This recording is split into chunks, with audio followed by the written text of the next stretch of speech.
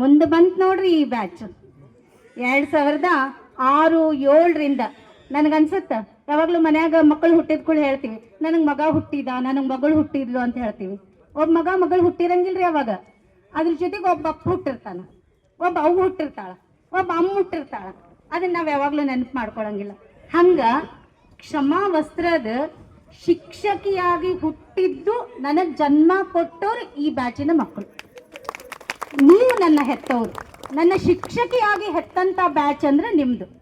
ನನ್ನ ಕಲಿಸಿದ್ದು ನೀವು. ವ್ಯಾಕರಣದ ಸಂಧಿಗಳಂದ್ರೆ ಏನಂತ ಗೊತ್ತಿರ್ಲಿಲ್ಲ ನನಗೆ. ಇಲ್ಲಿ ಬಂದು ನಿಮಗೆ ಹೇಳಬೇಕಲ್ಲ ಅಂತ ಹೇಳೋ ಸಂಧಿಗಳನ್ನು ಕಲತೆ, ಅಲಂಕಾರಗಳನ್ನು ಕಲತೆ. ಇಲ್ಲಿ ಬಂದ ಮೇಲೆ ನನ್ನ ವೈಯಕ್ತಿಕ ಬದುಕಿನಿಂದ ನನ್ನ ಮದುವೆ ಆಯಿತು, ಬಂಗಾರದಂಥ ಮಗ ಹುಟ್ಟಿದ. ಮುಂದೆ ಹೆಂಗೈತಿ ಅಂದ್ರೆ 17 ವರ್ಷಗಳವರೆಗೆ ಇಲ್ಲೇ ಸೇವೆಯನ್ನು ಸಲ್ಲಿಸಿದೆ ನಾನು. ಪ್ರತಿ ವರ್ಷ ಟ್ರಾನ್ಸ್ಫರ್ ಆಗ್ತಿದೆ. ಟೀಚರ್ ನೀವೆಲ್ಲ ಹೋಗ್ತೀರಿ, ನಿಮ್ಮ ಮೂರ್ತಿ ಮಾಡೋ ಮಟ್ಟ ನೀವು ಹೋಗಂಗಿಲ್ಲ ಹೇಳ್ರಿ ಅಂತಿದ್ರು ಎಲ್ಲ ಹುಡುಗರು. 17 ವರ್ಷ ನನ್ನ ಬದುಕಿನ 17 ವರ್ಷದವರೆಗೆ ಇಲ್ಲೇ ಕೆಲಸವನ್ನು ಮಾಡಿ ಕೊನೆಗೆ ರಾಜ್ಯ ಮಟ್ಟದಲ್ಲಿ ಒಂದು ಚಂದನ ವಾಹಿನಿಯಲ್ಲಿ ಕೊರೋನಾ ಟೈಮ್ನಲ್ಲಿ ಪಾಠಗಳು ಪ್ರಸಾರ ಆದವು.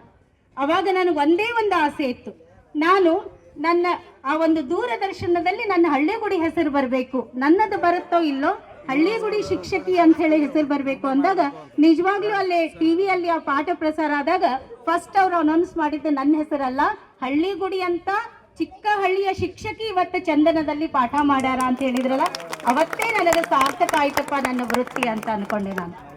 ಇನ್ನು ಇಲ್ಲಿ ಪ್ರಸ್ತುತ ಮತ್ತು ಆಮೇಲೆ ನೆನಪಾರ್ಬಿಡ್ತೀನಿ, ಚೀಟಿನೂ ಬಂದ್ಬಿಡುತ್ತೆ. ಪ್ರಸ್ತುತ ಮುಖ್ಯೋಪಾಧ್ಯಾಯರು ಮತ್ತು ಪ್ರಸ್ತುತ ಗುರು ಬಳಗ ಕೂಡ ಅಷ್ಟೇ ಒಂದು ಉತ್ತಮ ರೀತಿಯಲ್ಲಿ ನಾವು ಸೇವೆಯನ್ನು ಸಲ್ಲಿಸಿದ್ವಿ. ನಮ್ಮ ಬಿಸಿ ಊಟದ ಅಕ್ಕಾರು ನಮಗೆ ಯಾವಾಗಲೂ ಅನ್ನ ನೆತ್ತಿಯನ್ನ ಅವರು ನಮ್ಗೆ ತಂಪಾಗಿ ಇಟ್ಟಿದ್ರು.